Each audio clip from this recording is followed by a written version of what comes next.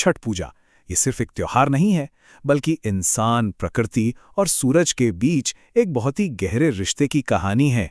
तो चलिए इस अनोखे पर्व की कहानी में थोड़ा और गहरे उतरते हैं।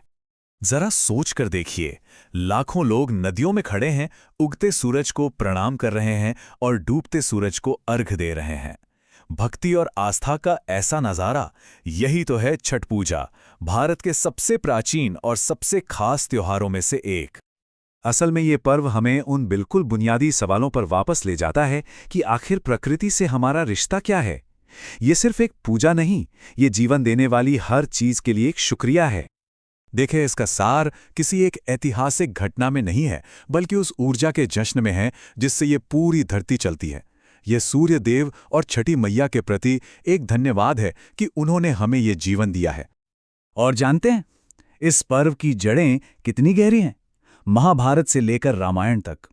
सूर्यपुत्र कर्ण की शक्ति, वनवास से लौटे राम और सीता का आभार, या फिर पांडवों के लिए द्रौपदी की प्रार्थना। इन सभी कथाओं में हमें ताकत, कृतज्ञता और मुश्किलों से लड़ने की हिम्मत मिलती है। ये त्योहार दरअसल 4 बहुत ही कठिन दिनों का एक सफर है, और हर दिन शरीर और मन को उस दिव्य ऊर्जा से जुड़ने के लिए तैयार करता है। पहले 2 दिन तो सिर्फ तैयारी और खुद को शुद्ध करने के होते हैं। नहाए खाए से व्रत की शुरुआत होती है, और फिर आता है खरना, जिसमें दिन भर के उपवास के बाद एक खास प्रसाद से ही व्रत खोला जाता है। ये अनुशासन और तैयारी का दौर है। और एक दिलचस्प बात बताऊं, इस कठिन उपवास के पीछे एक वैज्ञानिक पहलू भी है। मॉडर्न साइंस इसे ऑटोफेजी कहता है। यह एक ऐसी प्रक्रिया है जिसमें हमारा शरीर खुद को अंदर से साफ करता है, रिचार्ज करता है, ताकि वो ऊर्जा को बेहतर तरीके से ग्रहण कर सके। तीसरे दिन ये त्योहार अपने सबसे खूबसूरत, सबसे शानदार पड़ाव पर पहुंचता है। इसे कहते हैं संध्या अर्घ, यानी डूबते सूरज को नमन। व्रती कमर तक पानी में खड़े होते हैं और डूबते सूरज को फलों और प्रसाद से भरी टोकरियां अर्पित करते हैं। अब यहाँ एक बहुत ही कमाल की बात सामने आती है कि कैसे इस प्राचीन परंपरा को आध्यात्म और विज्ञान दोनों ही नजरियों से समझा जा सकता है। देखिए, आध्यात्मिक मान्यता है कि पानी में खड़े होने से शरीर की प्राण ऊर्जा बाहर नहीं जाती, बल्कि ऊपर की ओर उठती है।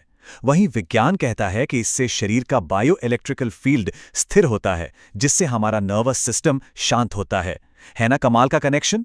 ये तो प्राचीन ज्ञान और मॉडर्न साइंस के बीच एक पुल जैसा है। और अब आता है आखिरी दिन, उषा अर्घ्य का दिन, जो एक नई सुबह और एक नई शुरुआत का प्रतीक है। सूर्योदय से ठीक पहले व्रती फिर से नदी किनारे पहुंच जाते हैं, ताकि उगते हुए सूरज की पहली किरण का स्वागत कर सकें, उसे अर्घ्य दे सकें। सूरज को इस तरह देखना सिर्फ एक रस्म नहीं है, बल्कि इसका हमारे शरीर पर भी बहुत गहरा असर पड़ता है। आध्यात्मिक तौर पर यह माना जाता है कि इससे दिव्य सौर ऊर्जा सीधे शरीर में प्रवेश करती है, और साइंस भी इससे सहमत है। विज्ञान कहता है कि सुबह की हल्की धूप हमारे दिमाग की जरूरी ग्रंथियों को एक्टिवेट करती है, जिससे मूड, नींद और हार्मोन्स सब कुछ संतुलित रहता है। इसे एक तरह का कॉस्मिक एनर्जी इन्फ्यूजन भी कह सकते हैं। तो ये सब जानने के बाद एक सवाल उठता है कि भाई, आज के दौर में इस प्राचीन पर्व का क्या मतलब है? और इसका जवाब आज की सबसे बड़ी चुनौतियों में ही छिपा है। अनुशासन, प्रकृति के प्रति आभार, साफ सफाई, बराबरी का भाव और पर्यावरण के लिए सम्मान। ये सिर्फ किताबी बातें नहीं हैं, बल्कि ये इस त्योहार की आत्मा है। ये छठ पूजा के बिल्कुल मूल में बसी हैं।